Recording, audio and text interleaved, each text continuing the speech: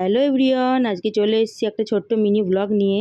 তো দেখো, ঘুম থেকে উঠে সকালবেলা চা বানিয়ে চা খেয়ে নিলাম, তার সাথে বিস্কুট, যেটা ছাড়া আমার চা খাওয়াই যায় না। তো এদিকে তারপর রান্নার প্রস্তুতি চলছে। এদিকে বসিয়ে ফেলেছি ভাত, যেহেতু আমাকে সকাল 10টার মধ্যে রান্না কমপ্লিট করতে হবে। আমার হাজব্যান্ড অফিসে যায় খেয়ে, ওই জন্য। তো একদিকে ভাত বসিয়ে দিলাম, আর এদিকে আজকে রান্না করব ডিম। ওই জন্য আলু আর ডিম সেদ্ধ করে নিয়েছি। তারপর কড়াইতে তেল দিয়ে ডিমগুলো আলুগুলো ভেজে নেব।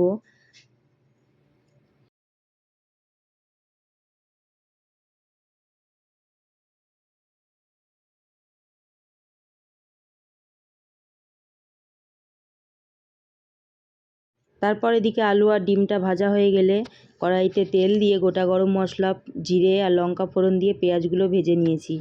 তারপর এক এক করে সব মশলা দিয়ে মশলাটা কষানো হয়ে গেলে দিয়ে দেবো আলু আর ডিম, দিয়ে ভালোভাবে কষিয়ে নেব। আর একটু ধনেপাতা থাকলে তো কোনো কথাই নেই। আর বাকি মশলাগুলো দেখানো হয়নি, তার কারণ আমি ওদিকে সবজি কাটছিলাম, অনেক বেজে গেছিলো। 10টার মধ্যে আমাকে রান্না কমপ্লিট করতে হবে, ওই জন্য আর কি।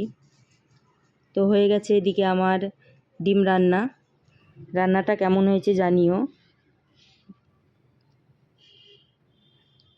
তারপর এদিকে করে নেব ভিন্ডি ভাজা। ওই জন্য দেখো ভিন্ডিগুলো কেটে নিয়েছি, কড়াইতে তেল দিয়ে লঙ্কা ফোড়ন দিয়ে ভিন্ডিগুলোও ভেজে নেব।